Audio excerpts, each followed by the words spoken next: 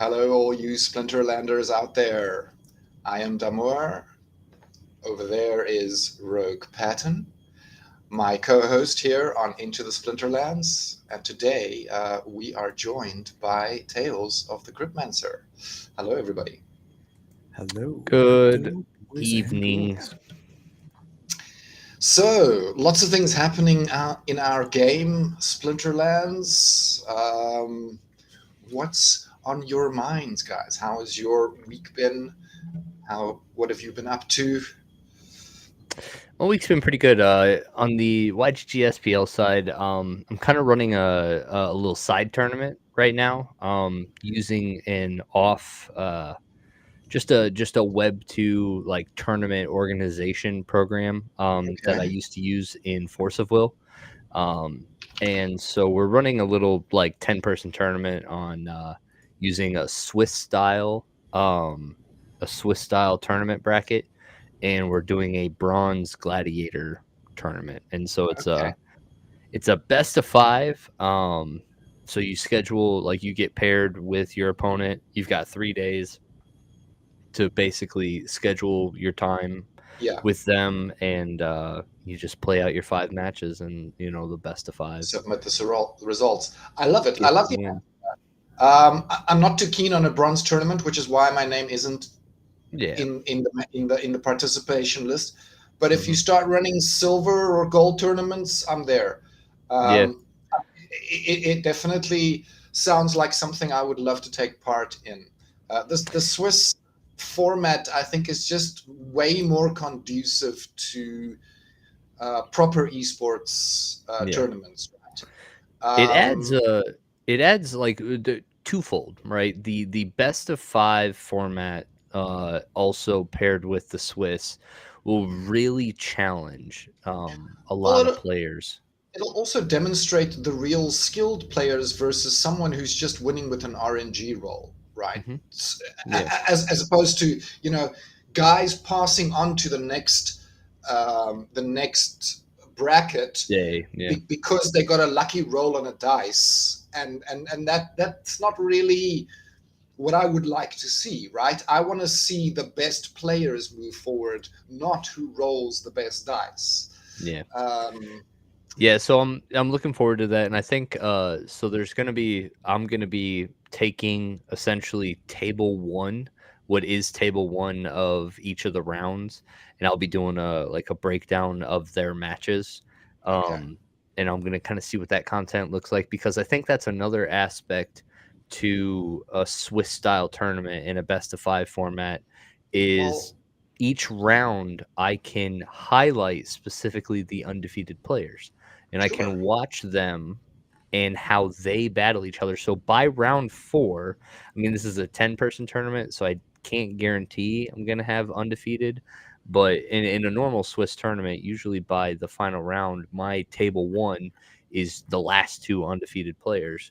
Sure. Um, and there's currently nothing that we have in Splinterlands that will pick players like that, like the single elimination is fine to a point, Well, but in terms of I trying don't to like build a it. day 2, like, I think this is going to be fun. And then this also adds a level of interaction between opponents Players, the that, yeah, we players. currently don't have. Like, you have to Discord, you have to DM them, you have to set up a thing.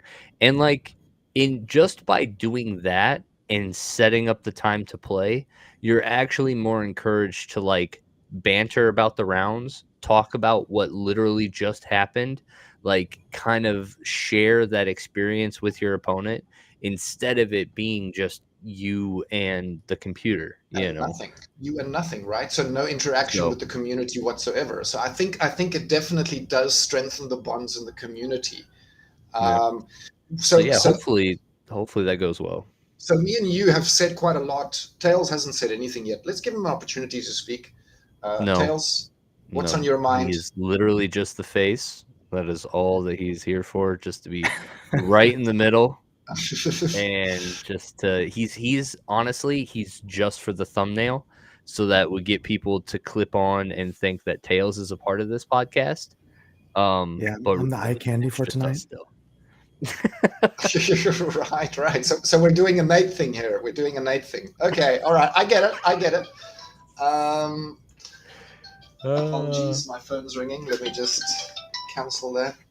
Oh, it's Tails calling you. It is not, but it is indeed a call. All right. Tails, what's up? What's on your mind? Not too much. I've been actually this week. I've been playing a lot of Splinter Forge, so I've been having fun with that. Been actually playing more Splinter Forge than Splinterlands, surprisingly. Right? There's a lot of people Dude, having I fun with rented a it. kitty for Splinter Um, Forge. I'm not one of those because I don't want to rent a kitty, I right? did.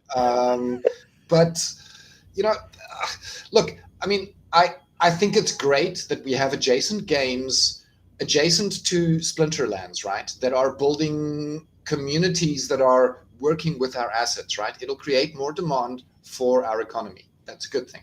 So I think it's great. Mhm. I will say that I I am a little concerned with the earnings part of it, though, only because I think if players don't get in early to the game, it's just never going to catch on. Just because the leaderboard spots are limited to 100 spots, if you don't have some of the equipment and items for your hero, I just don't think you're going to be able to compete in the leaderboards, moving forward, which is Yeah. meaning you're not going to get actually good rewards. And winning per battle, just, like 7 or 5 Forgium, it would take forever to Yeah. play free to play to, earn anything worth anything really. So I don't know how they fix that. But for now it's fun. I just I'm a little I'm a little weary of the long-term sustainability of the model that they have because of that reason, though. Yeah, and Yeah. it's the same I've thing already as found. Go ahead, having Damour. to rent a kitty, right? And that for me is an issue, right? If you need to rent a kitty to get onto the leaderboard, Well, mm, I didn't need to rent a kitty to get on the leaderboard. oh, you didn't. Like Okay. I was doing that before, but like there's sometimes, where like a kitty helps. Okay. But honestly, I was bringing that up mainly, and the cool part about renting a kitty is like you don't need the level 4 kitty. You can You use a level 1. literally Okay. a level 1. It was like 3D Okay. easy. Like I'm not even worried about it. Okay. Well, And that's pretty cheap, actually. yeah, I because wasn't thinking it was that cheap. You the see. summoner level doesn't matter. It is Ah. only the card levels, which is Okay. kind Okay. of flips the script on Splinterlands, which is really It nice because you does. It can't does. play any of your leveled up cards without the leveled up summoners. Sure. Here, all you need is the cards. Like the summoner, you You just just need need at one level 1. copy. You just need Mm-hmm. one copy. You don't Yep. need Yeah. many. Although for the monsters, you do want the levels because they get the abilities, right? 100%. So there it's the opposite. Although I've always played with leveled up monsters, right? I've seen the benefit. Mhm. I've chased those abilities up into gold. I have some things ready for diamond. I'm not quite all the way there. I have my first summoner officially up at max level. So Yeah. my Thaddeus is my first diamond level summoner. Quite proud of that fact. Nice. Anyway, I'm talking too much again.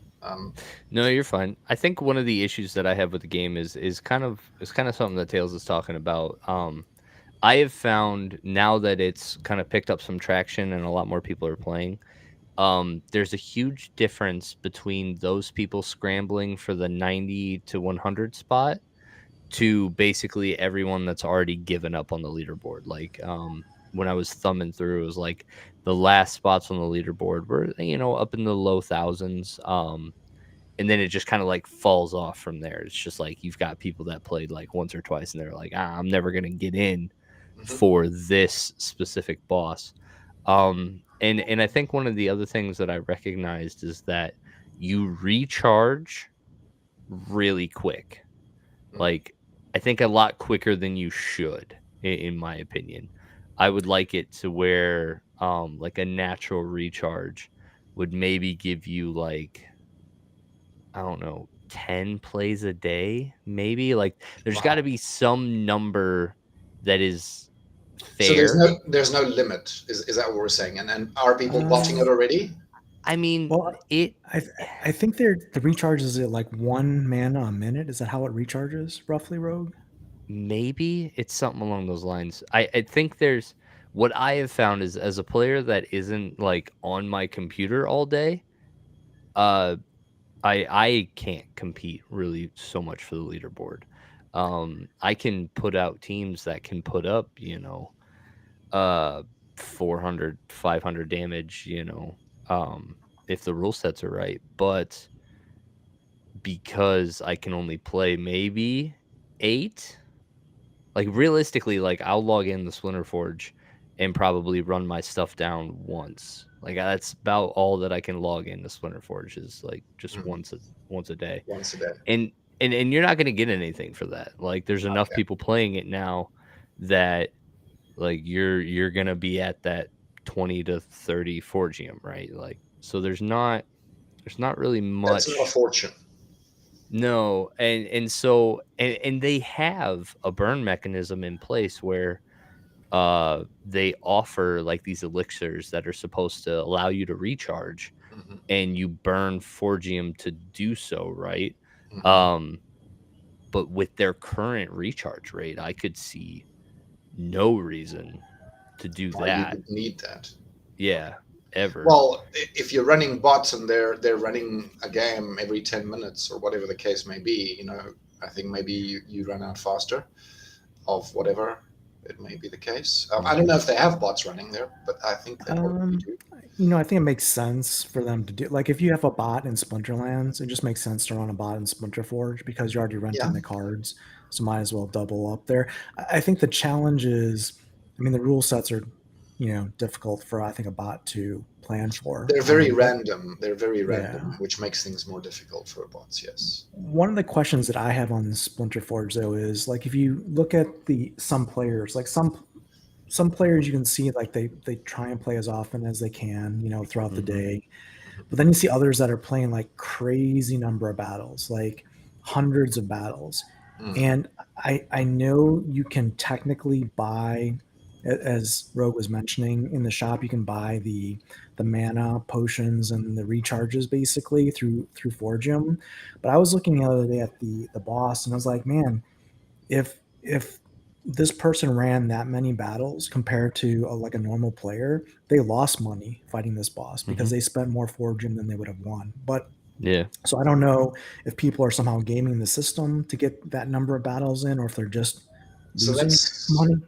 that's 9.6 battles per hour. That's a lot, I think, for anybody. Um, Well, I mean, and that's like another thing. There's not really a lot of metrics. Like I'm looking at the silver boss. I think the silver boss has been up for well over 24 hours at this point. Um, damn thing doesn't have any abilities anymore. yeah. Like they've had to tweak these bosses quite a bit because when they started, they were dying, within 10 hours, and now they're Not quite going. lasting the full day. All right, Yeah, I now see. they're I see. going like a really long time. But Mm. yeah, Tails is right. Like the number one dude on here is Special Ed on the Silver Boss with 45 battles. He's done 30K. And then you've got Splinter Bin and Dragons at 104 and 109 battles. Yeah, So, um it looks like the dedicated players, the ones that can put in the most are like 45, 46, 50, 42, 52, 55, 37, 62. Like there seems That's to more be like a reasonable. median amount of games that can be played. Yeah. Um and yeah, there's definitely some obviously larger numbers. Yeah, the hundreds, That makes I sense. don't think that's a human. I think that has to be a bot of some kind. It doesn't make well, sense that if it's a someone. bot, that's fine. I just don't understand. Like, I would like to understand, as I'm sure the developers are looking at it, but are they really buying the upgrades and paying for that? And if so, that's fine. But like at that price, like if this has been up for, I think this silver boss has actually been up for more than a day. It's probably going on 2 days now, Mhm. and you're basically to get an extra 60 battles in basically at let's say an average of 50 mana per battle. I mean, how much is that going to cost you in 4G? I mean, you've got to be losing money unless they're cheating. So I don't know. It's either they're losing money or they're cheating. Well, how much is the person getting in Forgium that is then 109 games? How much are they earning in Forgium? 41,000. 41,000. And Is that enough to to give you cover an it? idea, three battles is roughly 1,000 Forgium, because 1,000 Forgium will buy you 150 stamina. So Okay. basically, if you look at 3 battles there, and they're doing like 50 over everyone else, that's costing them at least, 15 to 20,000 Forgium just for right now. And it's Wow. the Maybe it boss is is worth still it, yeah. a ways to go. Yeah. Okay. Yep. Hmm. I don't know, but yeah, I almost just kind of wonder if there's something, to kind of. I would hope that when, I don't. I would hope that when we actually get boss fights or whatever in Splinterlands, that this was more of an added game feature to where like you do only log on to do it like once a day. Like maybe you do like Yeah. 4 boss fights in 24 Sure. hours. Everyone gets the same amount of runs, and like that's just how you take it down, instead of like, because I don't fault them, I don't fault Splinterforge for making it to where you can play this game every And half an hour or so, sure. I mean, Yeah, log on and I run mean, one. it ideally would be something like Brawls, where you could log in once a day, do yeah. all your battles, submit them, and then everyone has the same amount that they could submit, like battles or whatever. Mhm. And that would be ideal, because like you said, not everyone, I mean, people are working, people are busy, they can't be on the computer every hour of the day, right? So Mhm. For sure.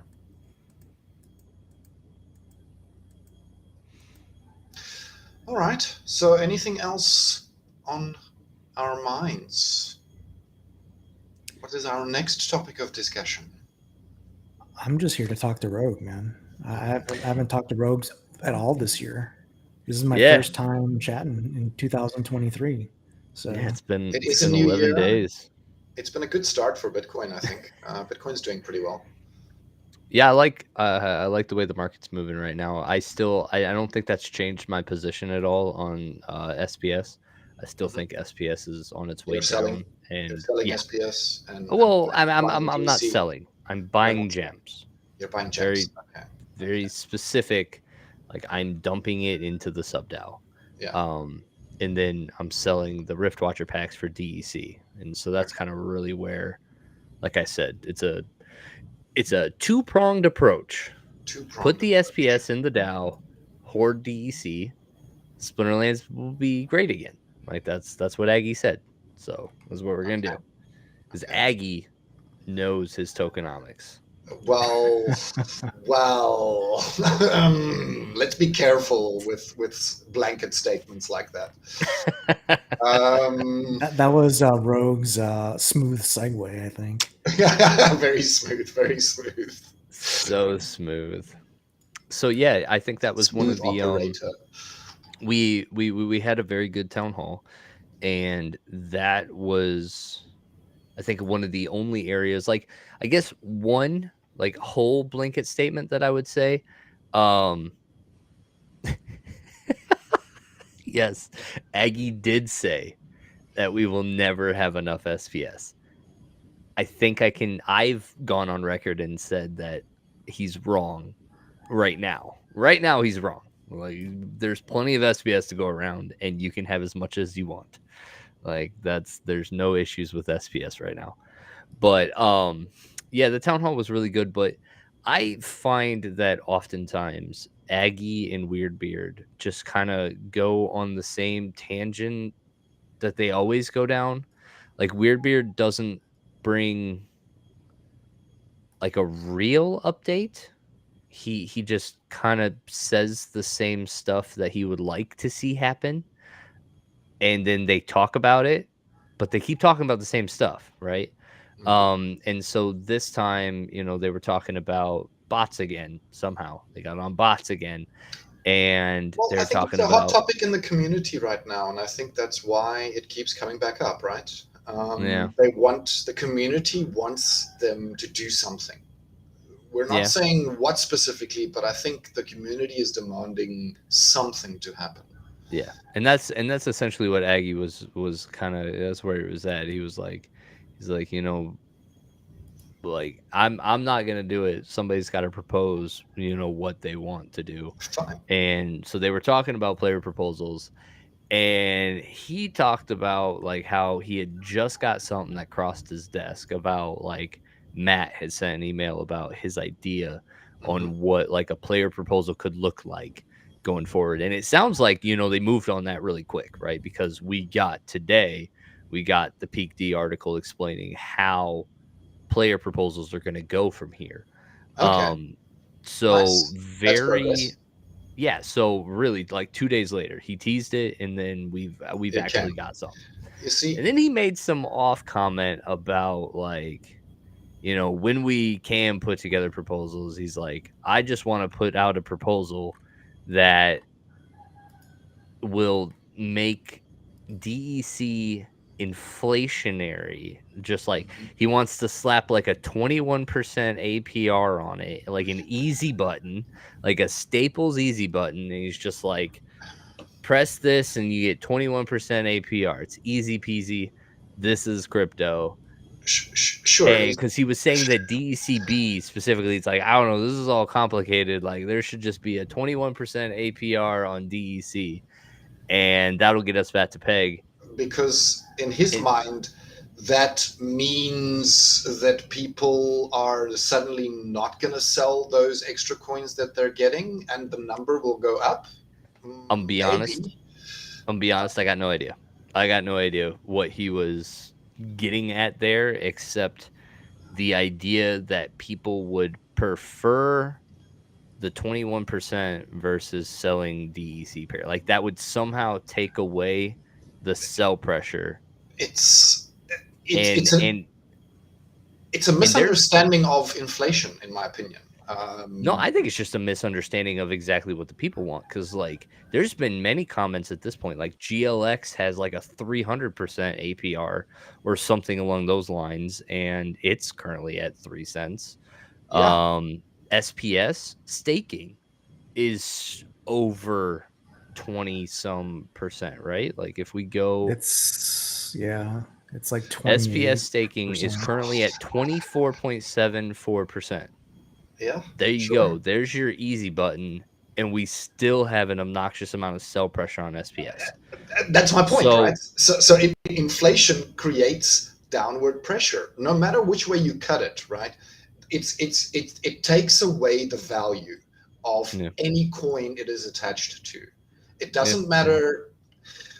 The long term picture over years is I have less value over time. So even though I'm getting this great APR of put X currency or whatever here, yeah, um, you're losing your value. They're stealing your money. Stop stealing my money.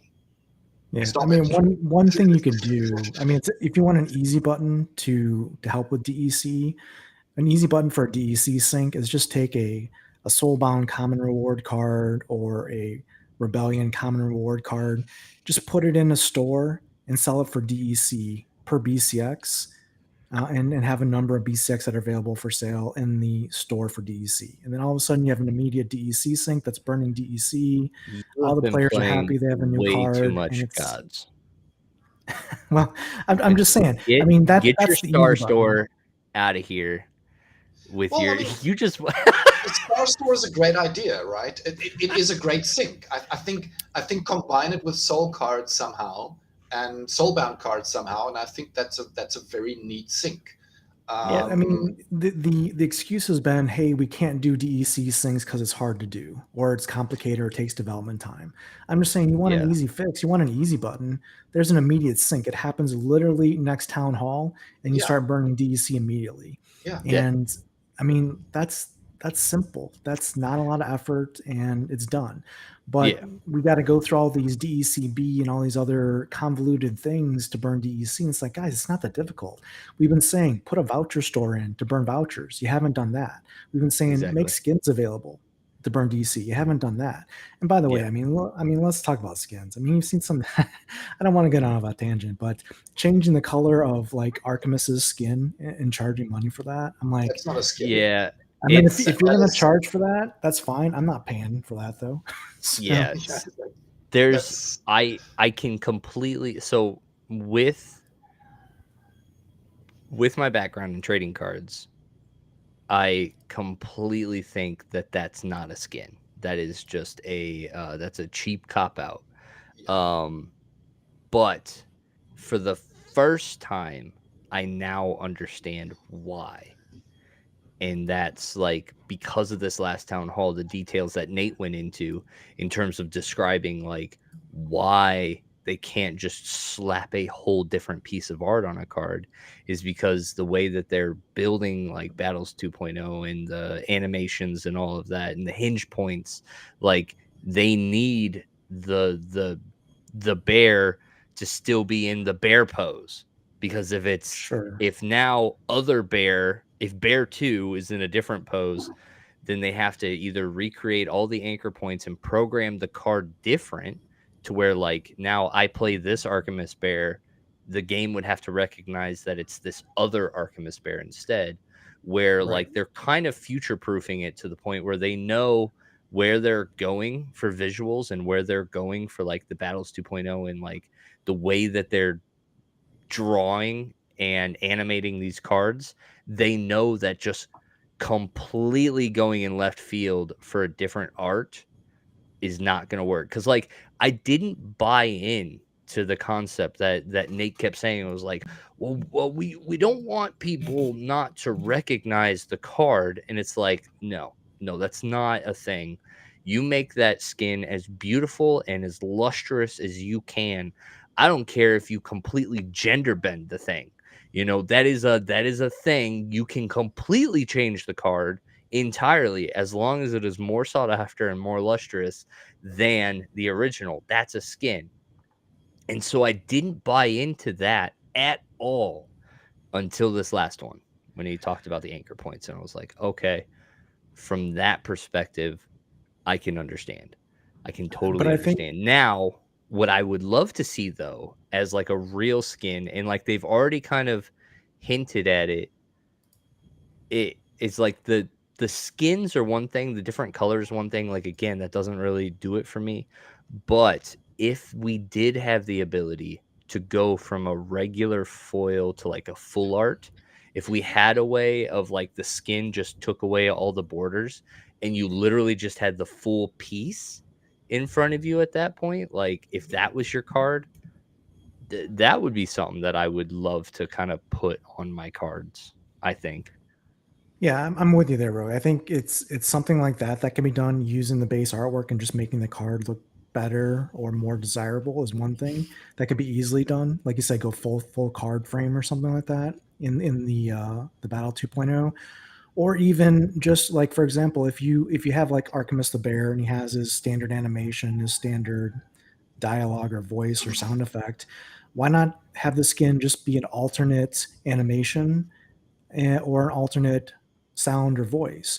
So that would be more valuable to me than changing his skin from gray to blue or pink or whatever. I mean, it's not rocket science here, guys. We don't want, to your point, we don't want to create a ton of extra work, but you also got to make it so it's like, useful to Yeah. your consumer, because otherwise you're creating something and spending the time and it's going It's to be not a sync. perceived as trash.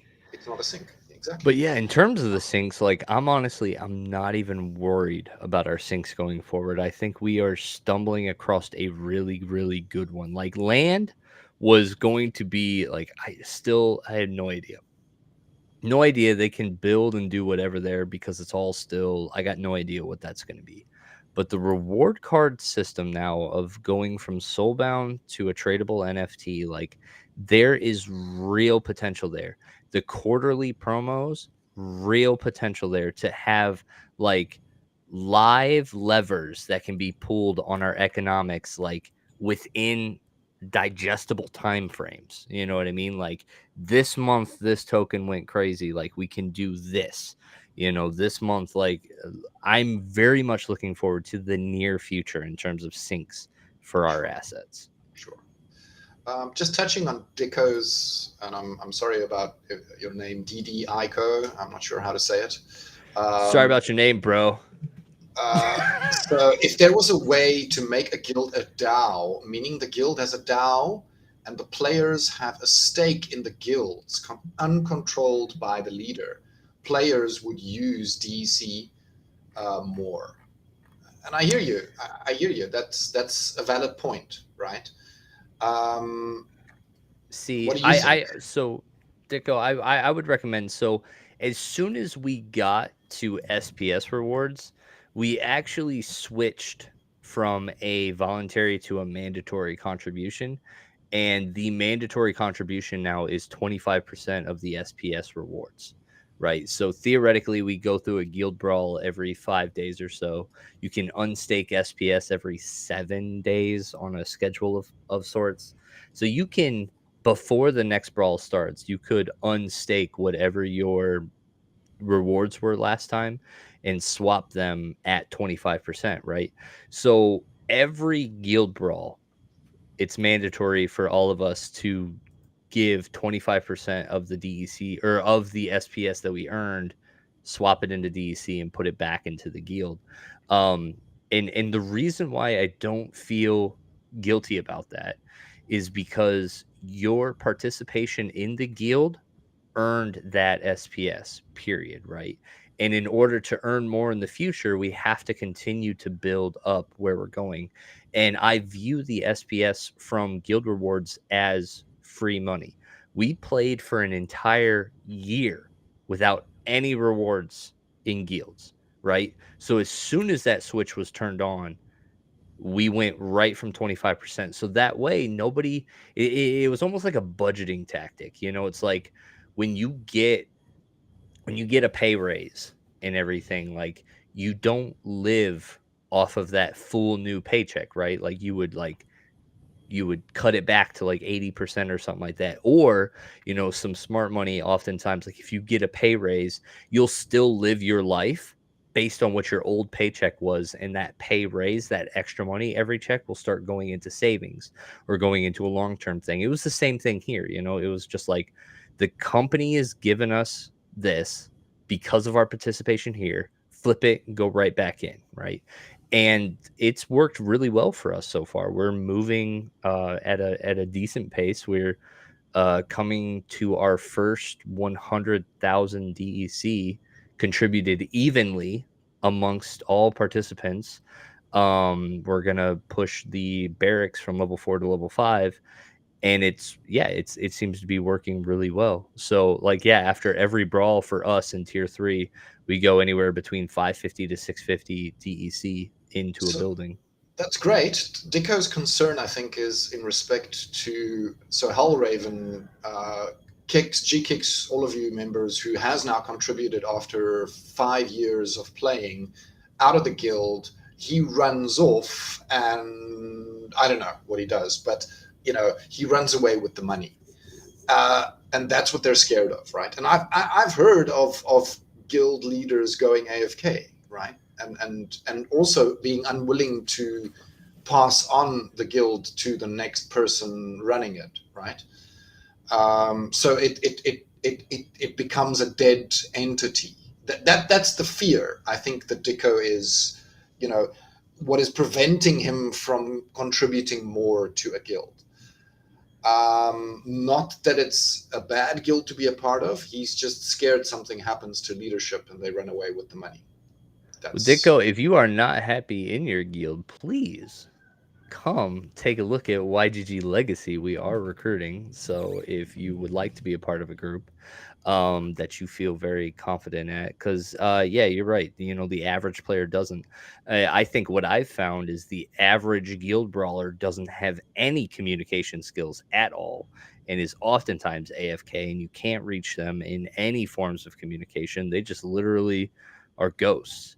And so we've actually spent a good amount of time of just combing through and making sure that we have active people that we can communicate to when we need to switch strategy or when we need to, you know, communicate within the guild. So, but yeah, you're right. The average person that jumps into a brawl, yeah, doesn't really have that. So you need to surround yourself with people that are like minded. I am 100%. hopeful with the new system coming in with the alliances, right? Yeah, the So guild alliance. yeah, I think that'll formalize larger groups like we have in YGG, more as a unit, right?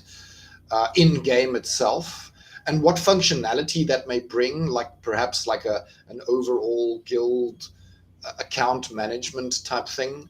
I don't know. I don't know. But I'm hopeful that that does bring some extra layers or ability or functionality into the game at least.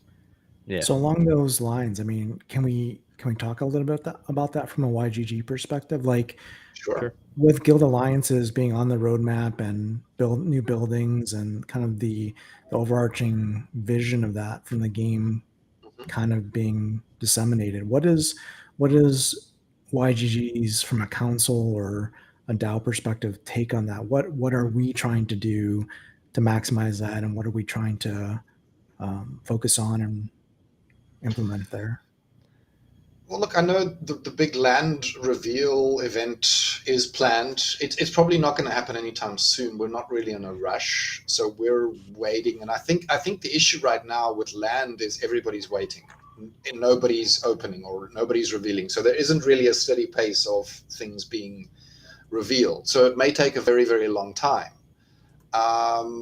That being said, I think once the land is revealed and we have plots next to each other, I see a time where players who has earned the YGG SPL token will be able to stake, and none of this is officially been announced by the DAO, right? But I do see it eventually reaching that point where you as a player will be able to use your tokens to stake on a land plot that you'll be able to farm or work with the cards that you have, or use your SPL tokens to stake on a monster that you perhaps want to use from the DAO, from the assets, something like that.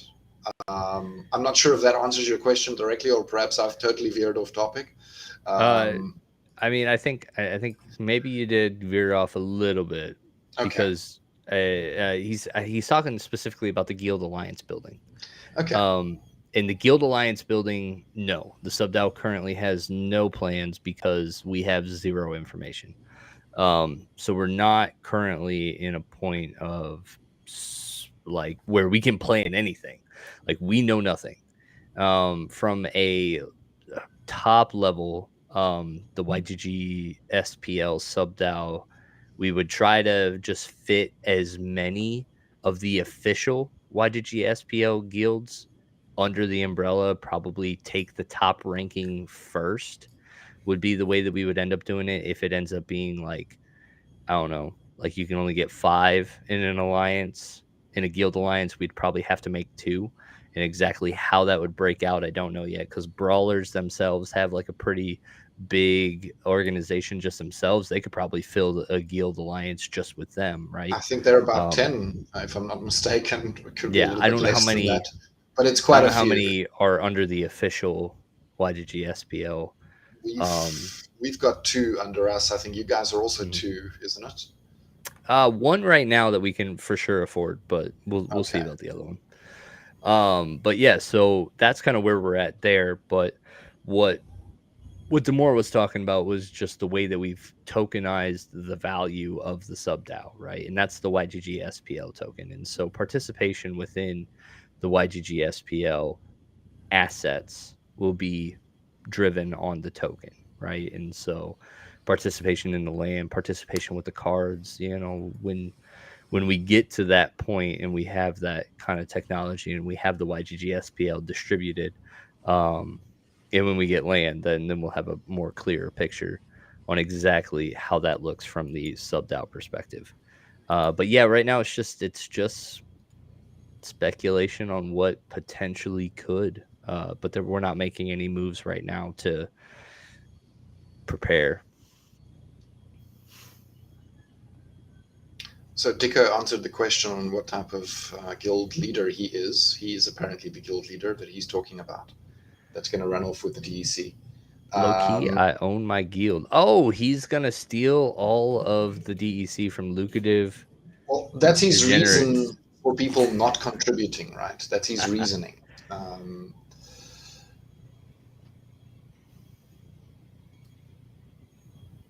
I would encourage you as the leader to propose the idea of having people contribute 25% or whatever percent you deem necessary of whatever rewards that they are getting for participating in that guild. You know, I think it's only fair. You know, it's like a tax ish, but it also helps the ecosystem at the end of the day, right? Like you are burning DEC, and that's essentially what we're supposed to do. So. Oh, look, and it also has benefits attached to it, right? I mean, you guys do understand that if you level up your buildings, you start earning more stuff in the game, right? Whether you're playing ranked games, whether you're playing brawls, the higher the level, the more the earnings get everywhere, right? Mhm. So, let's not forget that. And if you want to earn more as a player, you need to level up your guild. You need to strengthen your community. Yeah. Do it. Do it. Burn Do it. DC. Burn Do the it DC. now. Get land. Buy land now. When land. Buy land. So I had another YGG question. Sweet. We just concluded Gap Season 2, and the NFTs were distributed to OpenSea under the hidden tab there. Yes. With all the porn. Can you let folks know that have the YGG badge, the token distributions, how they can see their tokens that were distributed? Sure. So you go to OpenSea. Let me share a screen here, and then you guys can see my stuff, and then I guess Damour would be the YGG and the YGG SPL tokens themselves, for example. Yeah, so the YGG token hasn't been distributed yet, so that's still to be done. But okay, that's not what I wanted to share. Nice washing machine, bro. I'm not sure why the washing machine is being shared. That is Look not at that laundry. That is not the one I wanted you got shared. some Zen plants up there too. Let's change that. Let's change half that. There. That's great. We need another tab. That was not the correct tab.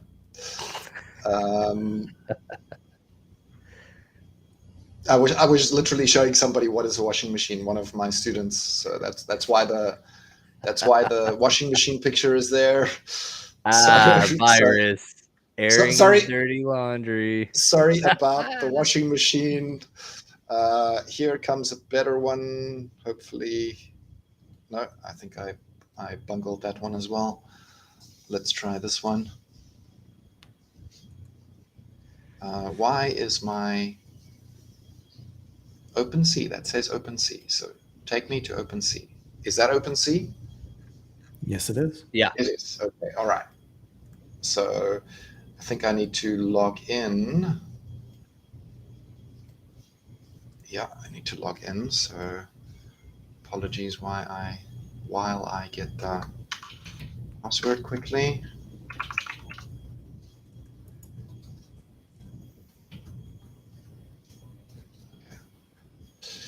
All right, so you go to profile and then you go to my collections. And that should, no, it is not my collections. It is Go profile. Else. Go profile. Yes.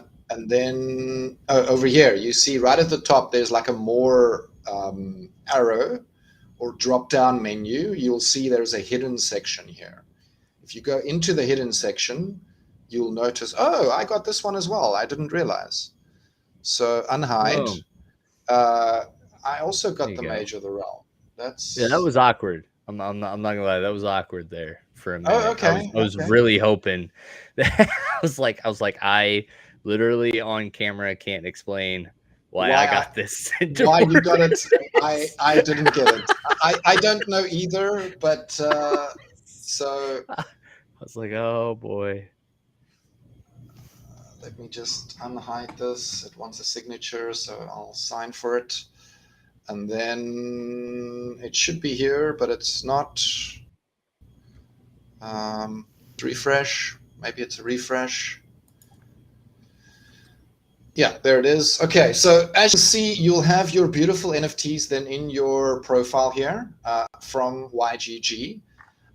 And the NFTs essentially don't really do anything, but what they do allow for you as a person to, in the wallet attached to these NFTs, receive the tokens, right? And I'm not sure if you guys can see this, but I'm opening up my MetaMask at the moment. No, And then you can't see that. You can't see that. All right. So I'm trying to under think, the do we have something? Because yeah, essentially you go into your MetaMask or whatever wallet you have your YGG badge in, and you can view balances there. You'll have to import the YGG SPL token specifically on the Binance Smart Chain. So one step's being skipped here, right? So, yeah. Sorry. So the first thing is you need to add the Binance Smart Chain, right? So that's Yeah. step number one. Step number Yep. two is import the token, the YGG SPL token on the Binance Smart Chain. There is a specific Yep. contract code for it somewhere in the Discord. I don't know specifically where, but it is somewhere. And then the other one, the YGG token, is going to be on the Polygon network. So not on the Binance Smart Chain, but on the Polygon network. Yep. So also need to import the token on that side. As far as I know, that one hasn't been paid out yet. The YGG SPL one for season 2 has been paid out. Yep. The YGG token has not paid out yet. Yep. Yeah, so wherever you go to view the whatever wallet you have the badge in, that'll be the wallet that has the tokens. So we have pretty sure we have some more details in the Discord, specifically on the token address to import it into your wallet if this is your first time getting YGG SPL. And then we have, I think, then once we get to the YGG distribution, the YGG distribution is pretty clear. You have to go to the YGG portal, the place where you minted your badge, and then you claim your YGG on Polygon from there, and then it shows up in your wallet. But when that's announced, we can definitely cover what that looks like. But Cool. was this your Good to first? know. Was this your first payout, Tails? Yeah, it was. I need to figure out the contract address. I got to find that on Yeah, Discord let me. somewhere. I'm gonna grab So like in mine. I think I can get to it in my MetaMask somehow. Yeah, that's where I'm looking. I'm gonna try to. I think it's so I can view asset and explore. So if you right click and then you go account details. But this is no specifically token mine, details. Token details. There we go. Token contract address. Okay, Boom. I've copied it for you. I'll I'll just link throw it it in the chat here. Boom. Okay. So that's the Yes, that's the one. So that's the the YGG SPL on the Binance Smart Chain, right? So Yep. that's the correct tokens for the YGG SPL DAO, the sub DAO, Yeah. our Splinterlands portion. Yeah, so for those of you that might be confused on like why we have Ethereum badges, why we have Polygon coins, and why we have Binance coins, the YGG SPL token was created on the same chain as SPS, right? So like SPS was decided to be on the Binance chain, so that's where they put the YGG SPL token as well. And the Polygon YGG is actually a new. It's a new new addition. distribution for them from Gap Season 1. Before Gap Season 1, YGG was exclusively on Ethereum. And so the YGG on Polygon has been a recent, because they can distribute better on Polygon than they can on Ethereum. Gas fees and such along those lines. So they can Well, it was give also more.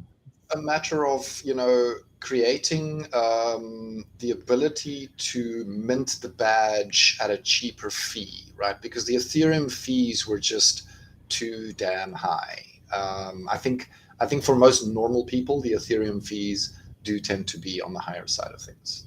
Yep. No, it's really interesting now that you can mint a YGG badge on Polygon.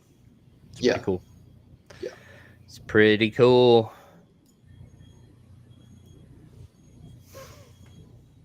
But yeah, Tails, did you get your address set up? Do you see your payout? I do. Yep. Thank you. You Sweet. are welcome. Yay. And then you need to do the same for the YGG token on Polygon. I'll get you that one as well. Yep, we could do that. But yeah, so here, let's go to Splinter Cards real quick. Where are we at on the distribution of these commons? They got to be there, right? They got to be pretty close. I think it's coming soon, but I don't know. I'm not sure. I'm not really tracking. 98.1%, 98.2%. What's that? That is all that's left. There's only about 150,000 more of these common reward cards that first run. Oh, right. Okay. And I guess this is another thing that, like, I guess doesn't make sense to me, is how we could be 15% off between the commons and the rest of the rarities in its set, right? Like, we're still at 2/3 of the distribution of the legendaries. They're still at 66% on those legendaries. Which demonstrates to me that there's something wrong with the drop rates, right? So the commons need to be lower and the legendaries need to be higher. And in that way balance to get to the 100%. I mean, but they have it scaled in the way that, like, you should be pulling more legendaries out of the higher leagues, but clearly it's not happening. The people aren't playing as much in the higher leagues as they are in bronze, or there's just fewer players, right? That's I think the issue. There's not enough players up there. I mean, this is definitely an obvious number that says that there is a farming that is happening, and to have a 15% difference, because like the rares are currently at 85% distribution. The epics are at 82%. And the legendaries are at 66, all released at the same time. So yeah, definitely screwed something up. Definitely screwed something up. But who knows where the SPS token is going to end up? If sales pressure continues to increase, the price I foresee going down and continue to go down. Will continue to go down. Validators will fix a part of our economy that needs to be fixed, certainly, but there is more required. Yeah, so Tico's asking, does anybody know where the SPS token will be when the SPS validators are used? Well, from my understanding, that's all supposed to be built on Hive, right? Well, yes, Hive does have something to do with it, certainly. But it also will be the start of our own type of blockchain, essentially. That's kind of my understanding of what a validator is, right? And the nodes are. Definitely tiptoeing into an area I have no experience or expertise in. Tails, do you know what the hell is going to happen? Yeah, I mean, there are experts on this type of stuff when it comes to like the high validator nodes and the witnesses and stuff like that. My guess is that they'll follow something similar to that as far as the functions and the operations and the validations and stuff. But I'm not an expert on that either. I'm still doing research on it. But Right. I think there's a lot for all of us to learn over Sure. the coming months here. We got the roadmap today. We can probably talk a little bit about the roadmap as well, but validator nodes are on the roadmap for testnet, I think, in Q1 and Right. So not too long, maybe 3 months. mainnet. Yeah. Yeah, Well, that's that's good. testnet, but mainnet maybe in 2 or 3. I forget which quarter it's supposed to be out. But all of this will be a reality for us sooner than later. So Yeah. we'll be Look, all experts, blockchain it, experts soon enough. it is a part of our economy, right? And I think it has good the potential to be great for us. But yeah, um, let's see. Yeah, so the roadmap, I didn't see anything on here that was a shock to me. I like the compactness of this going forward, more bite sized. Like they've definitely changed the way in which they communicate to us in the town hall. They use words like they're talking about the scrums and the epics and the sprints, and like they're using a terminology that is um more aligned with whatever their new management style is. And it and in my opinion, I think this roadmap kind of shows that as well. The other roadmap was Very had chaotic. It it wasn't had a lot. It had a lot in a specific action, and then that specific action was like 40%, 60%, sure. 75%, 95%. And in my mind, I would rather just like it's done or it's not. Like the yeah, no. Like 100%. So like this I is like no. to see the gauge, right? So that I can feel all right. I can get a feeling of how much longer we're looking at this thing finishing, right? That's kind of what I use the percentage as a gauge for. But I get it. Some people don't like that. It's too much detail, I suppose. Yeah. So what I did see on here that was I guess different than what I thought was surveying in this first quarter. They put surveying of land in Q1. So that's land 1.0, right? Yes, That that's is that is the land potions. That is revealing the rarity, the type, the whether it's well, occupied, has more buildings. details. I don't think it's revealing of all details yet, but is I think it definitely is. some details that we have available. So yeah, that's the you've opened the pack. Like and that's a very this is a big chunk here for land if they do this in the first 3 months. Because I wasn't expecting surveying till three Oh, or till you Q2. weren't? Okay. Mm-mm. Well, I like I thought they had said, said we weren't going to survey till Q2. okay. I don't remember that specifically, but yeah. I mean, look, there's a couple of questions here from the audience I'd like to address before we dive deeper into this. So, Yeah. does Chaos Legion reward cards still get printed after the Chaos Legion sells out?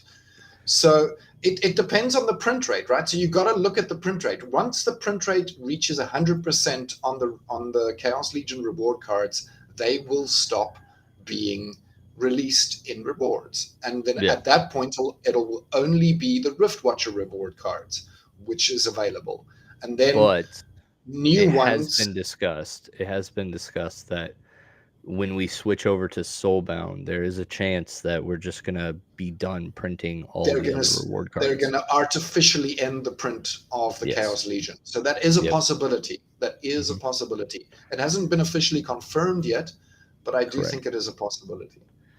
Correct. Um, okay, I assume no. All right, look, roadmap looks good, says Darren.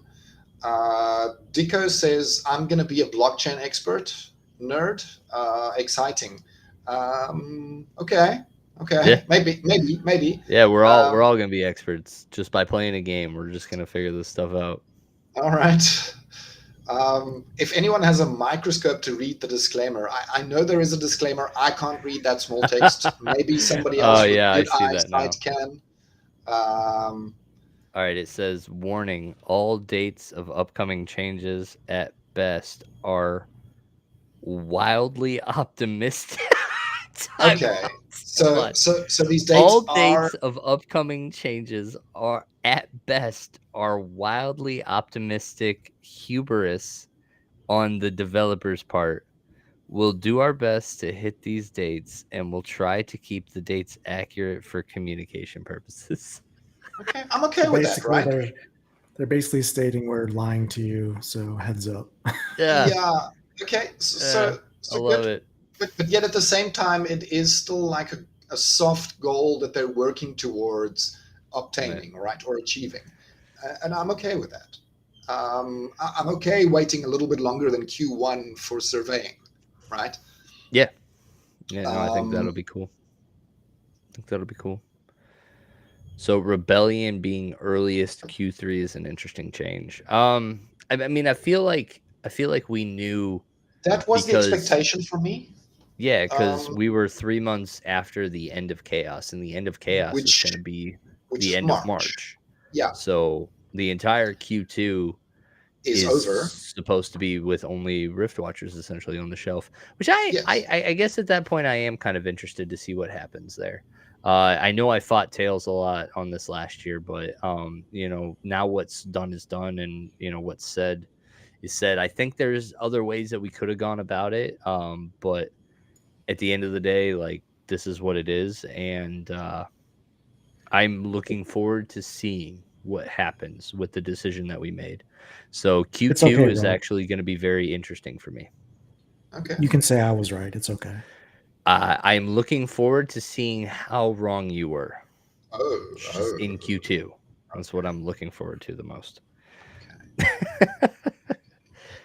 But Um, it has felt nice to at least have the stability and the consistency of the burn. Um, I will give it that. I will definitely give it that. Like we have a firm end date and we have a consistent trudge through the airdrops going forward here. And so I hope in all future releases we can replicate this because the stalemate was daunting. That was a bit daunting. Like nobody would move. And it yeah, so I'm happy where we're at. You're right, buddy. You're right. Baby steps. I'll accept it. all right. Yep. Dicko says it's better to aim for the stars and land in the mud than aim for minimum and make it. So yeah, great. Okay, I like the rank battle update here. I like the Rooney update here in Q2. I like the guilds update with alliances. Quality of life, that looks like a great one. Another ranked battle update here. That's These an important things, one. these things Damour. are ones I like, right? The Q1s and the Q2 ones.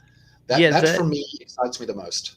the The the the Q2 Q1 ranked ranked battle. battle change is interesting. Like I when I first read the league rating points changes, I thought that was them talking about replacing CP with SPS staking.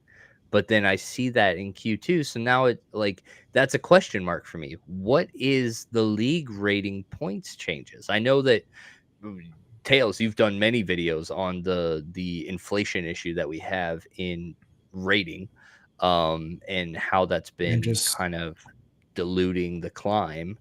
Uh, well, and then the but rating system as a whole is poor at yeah, best. so what is this? I Well, feel maybe like this is out of left field for me. I don't remember It's a hearing anything mystery, about this. honestly. it Yeah. is a Okay, mystery, so but I'm not maybe it's a crazy. rework of some kind, right? Maybe they are addressing some of the issues that has been brought to their attention, right? Yeah, Yeah. Um, league rating point changes. we will have to dissect it once it becomes live and published knowledge, right? But I Yeah, am or we excited can about ask it. about it in the next town hall and be like, "Hey, what's Sure, that?" sure. Yeah.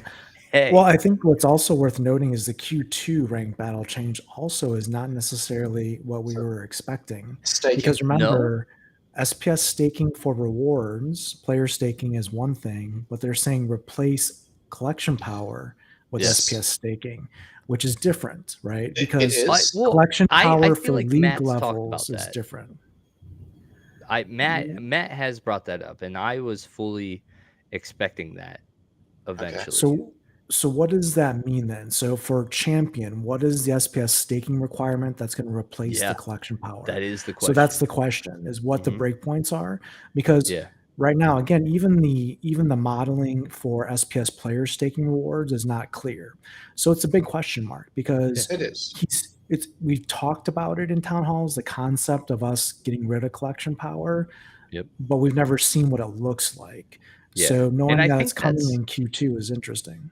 well, I think that's like so the one leads into the other, right? So on the SPS validator side in Q1, they have the SPS delegation.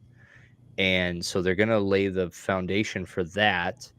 And then in Q2, we're going to get the SPS delegation rental market and the changing of the CP, right? Because realistically, I think that's where we're at. Like, originally when we didn't have so many cards in circulation, using collection power was a good gateway because realistically it made sense. Like the players that were playing in Diamond had to be in Diamond because they had all of like they had enough cards to play in Diamond, right? And that was the collection power. But now what we're seeing, which in my mind is a mistake, I don't think people should be playing like right now I'm playing in Diamond with a silver level deck, but Wow. I have a or I'm sorry, I'm not. My bot's doing that. Your bot's doing I it. yeah, I Okay. give zero respect to rank, so it's always the bot. RogueBot. So yeah, my bot is taking my silver deck with Wow. maxed out reward cards, a Lux Vega, and a Rooney, and Oh, essentially just playing into diamond wow. with that. Wow. Um That's and impressive. realistically, I don't think that's cool at the end of the day. Yeah. And Do I? knowing that I can do it with just that, like I know that Of there are course they're people gonna that do can it. just rent a Chaos Legion water deck and a Chaos Legion like earth deck, Yeah. and just Yeah. with those two probably climb to diamond. So I And know we don't want to make this a bot discussion, but there's been some Please data not. points. Not another bot discussion. I will say to your point, Rogue, just as a antidote here, or I guess what is it, anecdote, if I say that right, get my grammar correct here. But there's been some discovery on some data that shows basically a bot, Anecdote. a small bot farm could be created with Archmage, Sure. Lux, and about the minimal rentals, like you said, two splinters, and you can right now generate anywhere between $50 to $70 in profit each season with that setup. That's after rental costs, right? So Okay. but you have to we've buy been a $700 Lux Vega. you can just rent the Lux. It's part of Okay. the rental costs. Oh, it's part of So the so rental cost. Got it. basically, you can use Archmage with that setup, two splinters and Lux, and you can net about I think it's like $50 to $70 in profit that way, which is interesting because we've always been talking about how bot farms with hundreds to thousands of bots are the issue. In the current setup, the landscape's changing with all the different changes to the rank rewards and the different Yeah. R shares and the card levels. It's now moving up the chain. And because the rental costs aren't necessarily increasing proportionately here, people are finding new ways to game the system. Again, I Yeah. don't want to talk necessarily about the bots. I just want to throw it out there to say, hey, this is still happening in the ecosystem, Yeah. and Yeah. it's I mean, not that going was away. something that I had recognized when I was playing the Luthien account. I realized that like there was oftentimes just the same three teams being played, and the Kelia team really being one of them, Bakshira, and the Sneak team with the Guardian, the Mirrored Hamfier. Like it was a very consistent team, and I was seeing it all the time, and so I was very confident at that point that Lux Vega was just that good that I could just I could let the bot take my Lux and run it up to diamond like with just the reward cards maxed out just fine. Wow. Um So And so I would like to see, and that's where in my mind I don't mind having the gate, like the SPS delegation to earn it'll essentially just replace needing to rent like CP. You know what I mean? Like You'll you'll need to rent rent SPS. SPS I to do haven't so.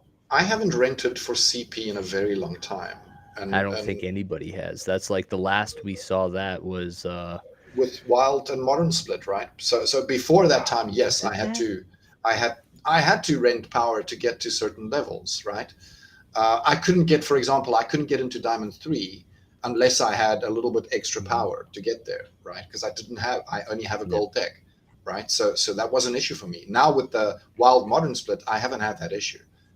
Yeah. I Yeah, I get into don't yeah, Diamond for free because I've already have enough power yeah. with my gold deck.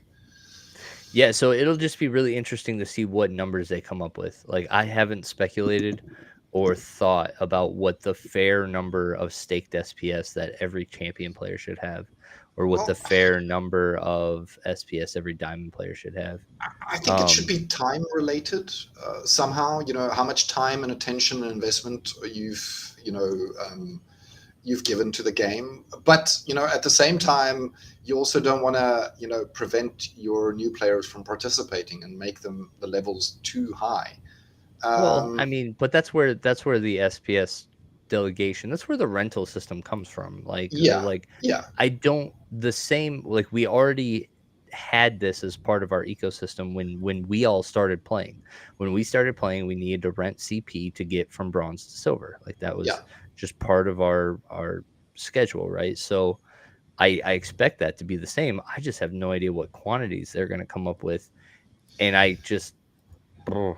I mean, because we're still like we've only got a third of our tokens distributed. Um, and I feel like Really? whatever number we come up with now I thought it is was just more going to than be that already. wrong at some point in the future. Huh? Okay. I thought it was more tokens already distributed. We're talking No, we're at SPS, a right? third. Yeah, I think we've got just over 1 billion distributed. Okay. Yeah, that's right. Wow. Wow. So and we're already having issues. That's not good. That's not good news. That's not good Well, news.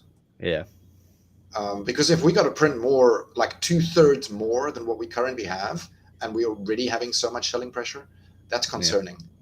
That's very So concerning. Diamond League is 50K SPS minimum. So like 50K SPS at what? 2.5 cents? Or let's see, are we up to 3 cents? Nope, 2.5.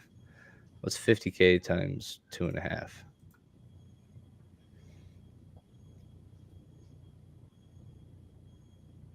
Make me get my calculator. Please do. I thought you were going to do the math 125. 100? calculation.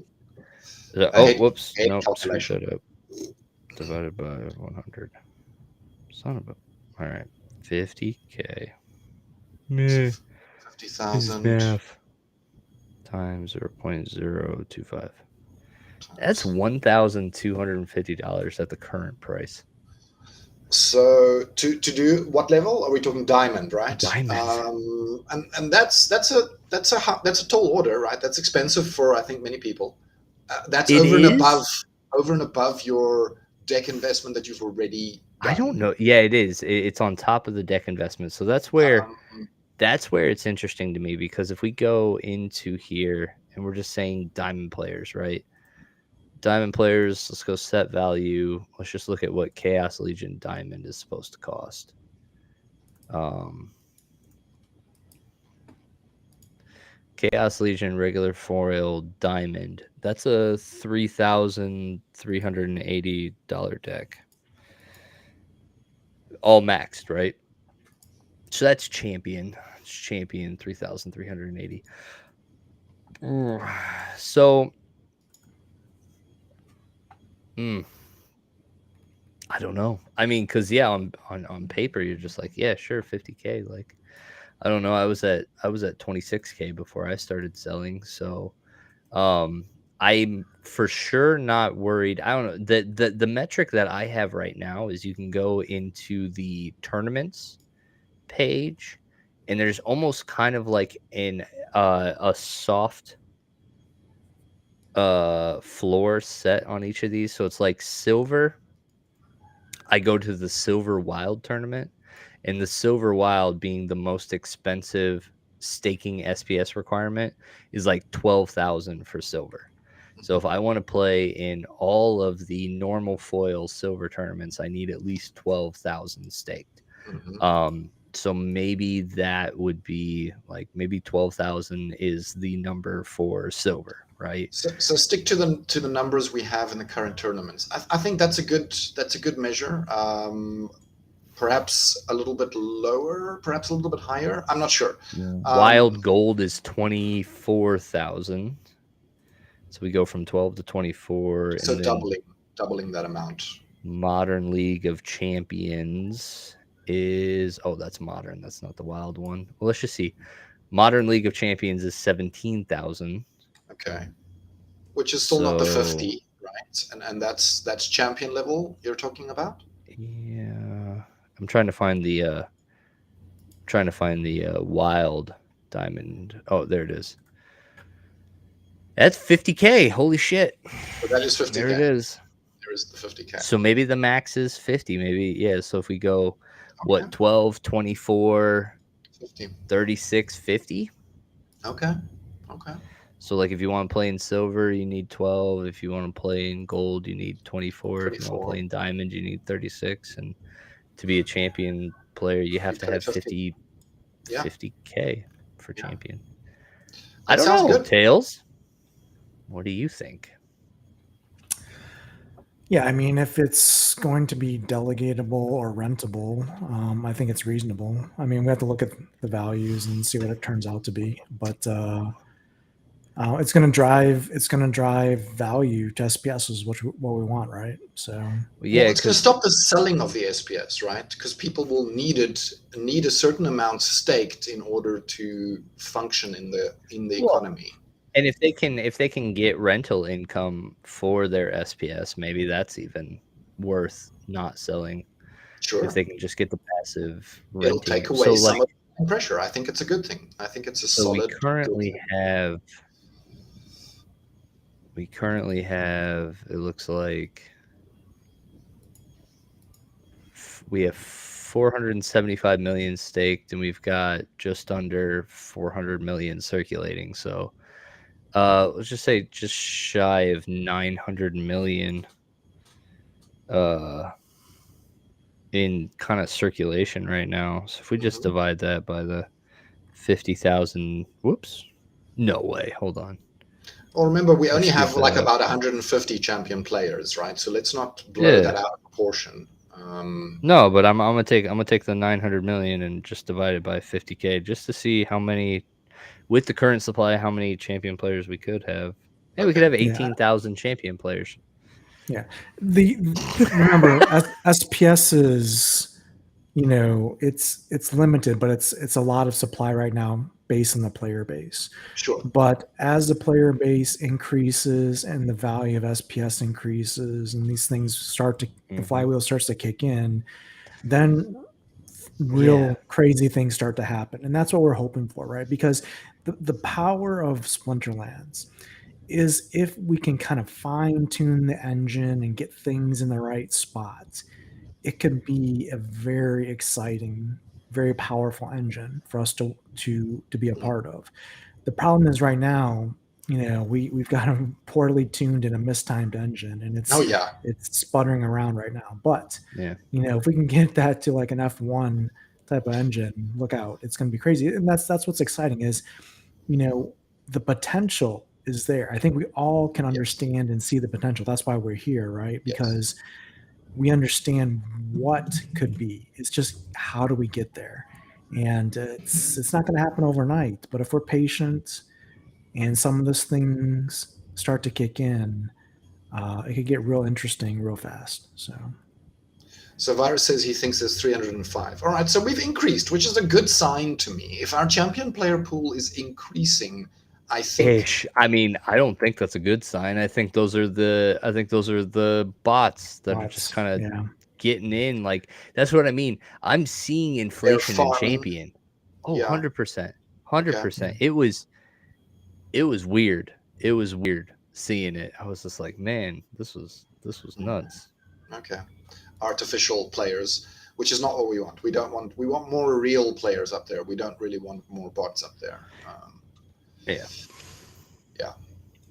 So let's see if we go SPS earning SPS. Where in the white paper virus? What are you thinking? I have no clue. I have not read the white paper. I'm not that deep.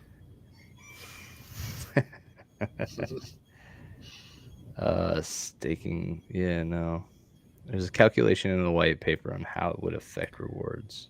Yeah, it's SPS.splinterlands.com, I think, is the white paper. And then if you go to ranked rewards section. Ranked battle rewards. So what are our shares earning? What's starter card? Ranking points. Yeah.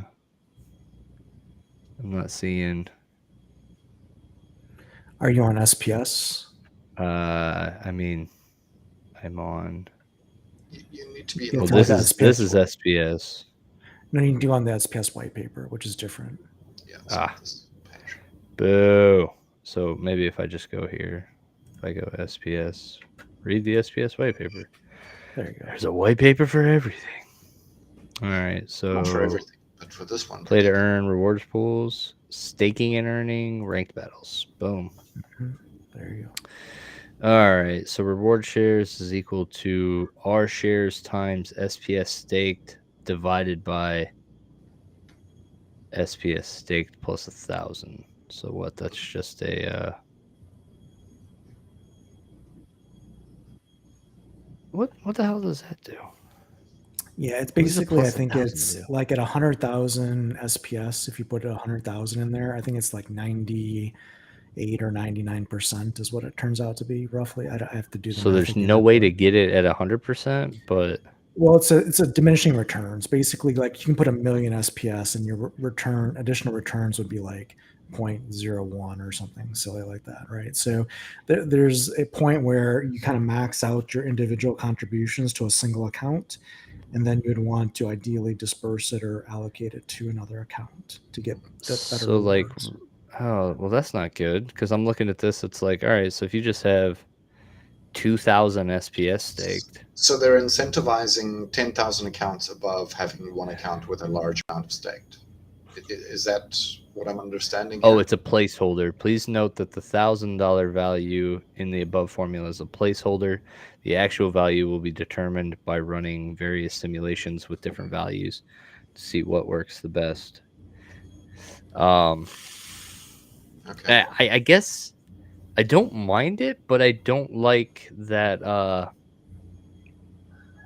I guess I don't like that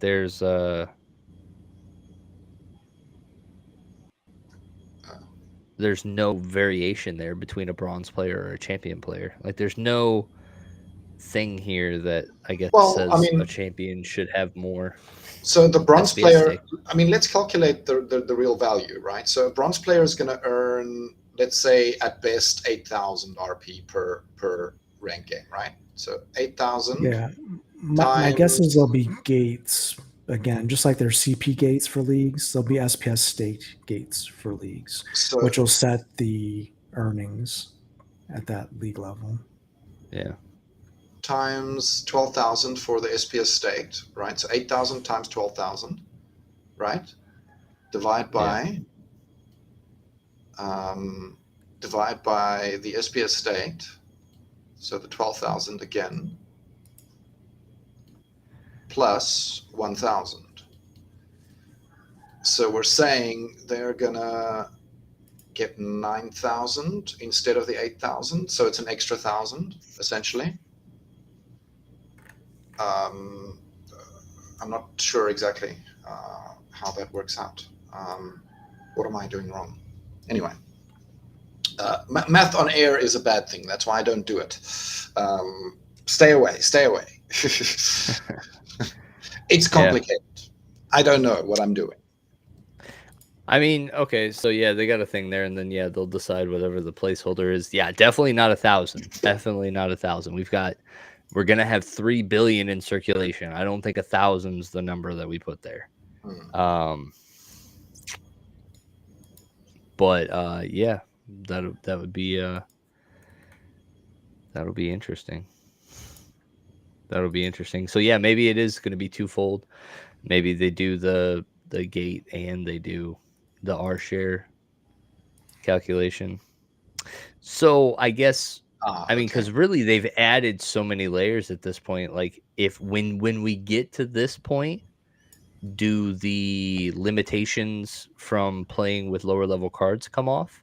Like if you gate the leagues by staked SPS and if you Yes, I think it would have the replace that, right? reward, It would yeah, make it and if you have redundant. the rewards ramped and throttled by SPS staked, you would just take off all the other stuff, right? Like you could play with It ghost cards, you could it fucking it do would make it whatever. redundant, in my opinion. So yes, I think that at that point the other throttle would not be needed anymore. It'd be really confusing, yeah. If you have two throttles, certainly it would be. Um,